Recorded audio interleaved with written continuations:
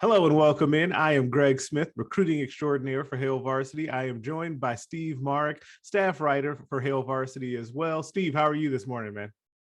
I'm doing great. Getting set for this big weekend that we have here, official visitor wise. So excited to talk about that with you. Yeah, so we're doing a new thing here this week. We're going to start up a new series here where we kind of talk through what's happening on the recruiting trail with Nebraska, with our recruiting video of the week on Monday, where you guys submit your questions and comments for what we should talk about and do. I greatly appreciate you guys keeping the conversation going here on YouTube, on Facebook, and on Twitter as well. But we got one more thing to add into the mix.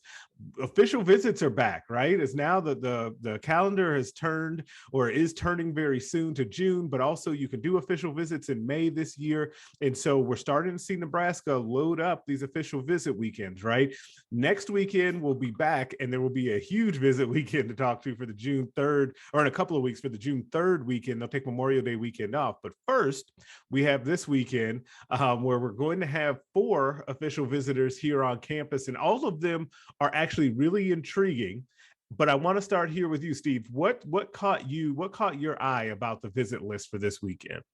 Yeah, so like you mentioned, 4 names, but the one that kind of sticks out to me is the lone transfer of the group. In Marcus Washington, a receiver from Texas who spent in 3 years at Texas. I have down here he has 25 catches for 366 yards and 3 touchdowns.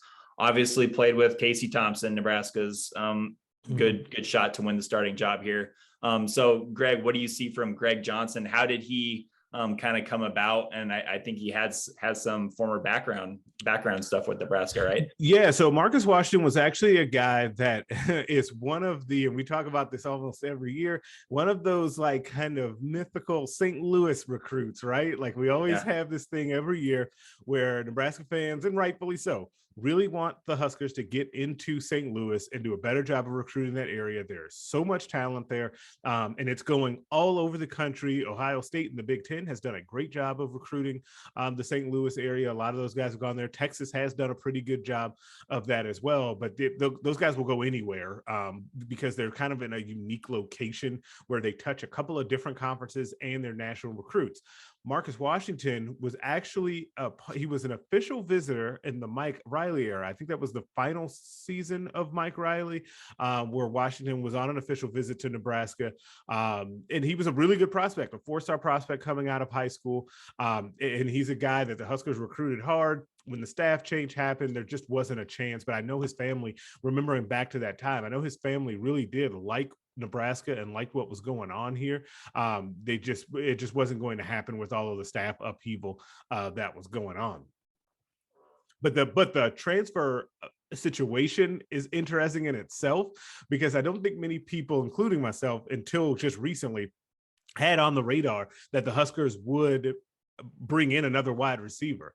But I wonder, and maybe I could be right, could be wrong, I wonder if this isn't being viewed as a Xavier Betts replacement.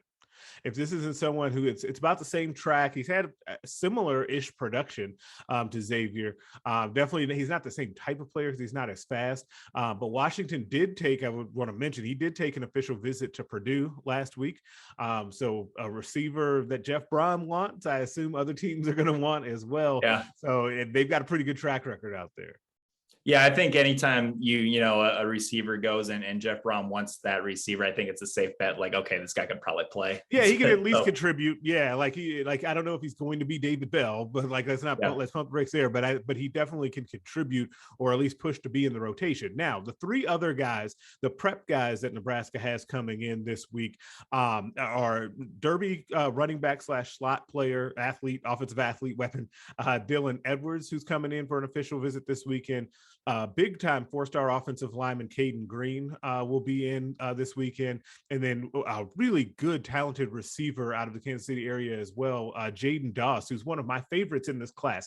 Like I run the Greg's Guys list every month at the beginning of the month. He's a mainstay on that list because I'm really high on Jaden Doss and what he does. I guess, is there anything, Steve, about that particular group that stands out to you?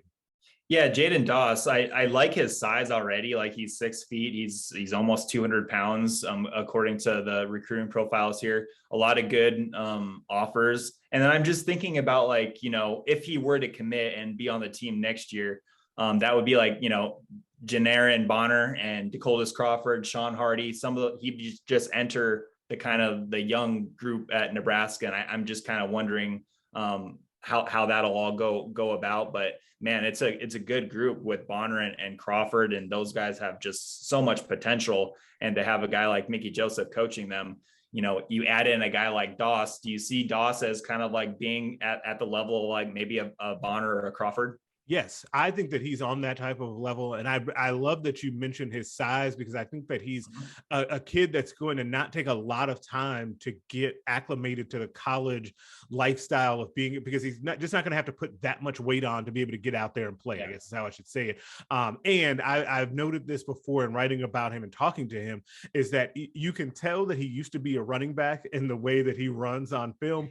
He catches that thing and he wants to run people over. Like, he is not afraid he does not shy away from contact. If you look at his huddle highlights, he's got blocking on there. Like, you talk about guys, when you try to just find football players, right, and guys that are just hard-nosed and can play ball for you, I really like Jaden Doss. I'm very high on him, and I like the picture of what's starting to come together with the wide receiver recruiting board and what they've already brought in and who's coaching them, and Mickey Joseph. I think that there's not a way that you can't feel good about the direction that position is going. Now, on the flip side of that, the one spot, though, that I know, and I can already hear the moans and groans, we started off talking about receiver, and we did not start off with Caden Green. Everybody wants to know about the big man. He's 6'5", 310 pounds, 300 plus pounds. He's got all the offers in the world. Nebraska is in a top 5 with some real heavyweights, including Oklahoma and Michigan, Miami as well. And you know what's going on down there with Mario Cristobal, and kind of his history with recruiting and offensive linemen too. And then Missouri is the 5th team in that group, the home state team. Caden Green is someone that, to me, is, if Nebraska can really make a strong push here, you're going to really have to take your hat off to Bill Bush and the work that he was able to do on the recruiting trail. So you'll notice a theme with the guys that are coming in. They're all from Kansas and Missouri, but all of those other 3 guys, the 3 prep guys, are all led by Bill Bush's recruiting, right? He's the lead recruiter on those guys because that's his recruiting territory. And so everything that we heard coming into this season and during the offseason when Bill Bush and Mickey Joseph were hired, we're seeing that pay off for Nebraska just in visits and attention already. Yeah, and that's a great point about Bill Bush. I think he's really kind of showing what he could do as a full-time staff member now, as one of the assistants. So that's really cool to see. Let's swing around to Dylan Edwards again. I want to ask you something about him. He's an interesting kind of body at 5'9", 165 pounds, just one of those smaller jitterbug types. But when on his visit, put yourself in like the shoes of like a Mickey Joseph or a Brian Applewhite or whichever position he's going to play at Nebraska. What are you selling him on as like what he could do, what he could be in the offense at Nebraska? Yeah, I think you're trying to sell to Dylan that we're not going to just you were prolific at running back, and you were the Gatorade Player of the Year in Kansas this past year as a junior, and he had 3,214 all-purpose yards and 40 total touchdowns as a junior. Like, that's really, really good, right? Like, and so what Nebraska will pitch to him is, hey, the things that you did in high school, lining up all over the place, catching the ball, carrying the ball, we're going to do that same stuff with you here at Nebraska, and we're going to make it to where, hey, if you've got, a really good running back in AJ Allen, say, in the future coming through for you, and then you've got, Jock Yant, who's back there, and those guys are taking the pressure off of you running the ball. But then those wide receivers that you just mentioned, those guys are also on the outside, and we're letting you work in the slot, and we're just getting you the ball in space. That can be a really, really good pitch. I think that that's something that guys, especially of that size, are really intrigued by. And because what's starting to happen is teams are really able to take those guys and utilize their skill sets to exploit mismatches with the defense. And then now you're starting to see the NFL start to adopt some of those guys as well, right? So I think that it ends up being a really powerful pitch to say, hey, come be a do-it-all type of offensive threat for us, and we can get you to where you need to go. Yeah, that I totally agree. And I'm looking at some of his offers here: Oklahoma, Oregon, they all make sense. Oklahoma, Oregon, Kentucky, Minnesota, Wisconsin. And when I think of like a Dylan Edwards type guy in Kentucky or Minnesota or Wisconsin's offense, he might not be the one in the I-back, carrying the ball up the A gaps, but he could be in the slot. And once the defenses kind of start cheating towards that run game, flip it out to Dylan Edwards and he's got space to run. So I think that's a really good point, and something that really to keep an eye on. I really like Dylan Edwards. Yeah, he's a really talented player. And I think that each of these guys coming in this weekend are all priority guys. I think they are all guys that Nebraska would take in a heartbeat if they were to say yes to Nebraska. I don't know that anyone outside of Washington, because he's a transfer, I don't know if anyone is quite on commit watch this weekend, because I know that's always something that comes up in these. I know that Green, Edwards, and Doss actually all have visits planned after this. And so Nebraska will get the first crack at all of those guys, which can be valuable as well. So definitely make sure you guys keep it locked into this YouTube channel for reaction from those recruits. We've already got a couple of things in the works to talk to some of those guys. Keep it locked on hailvarsity.com as well to see continued coverage of Nebraska's big recruiting weekend as we continue to roll through what's going to be a really, really busy summer filled with recruiting visits. Make sure you guys subscribe to Hail Varsity as well. The football yearbook is just around the corner, and we will catch you guys next week.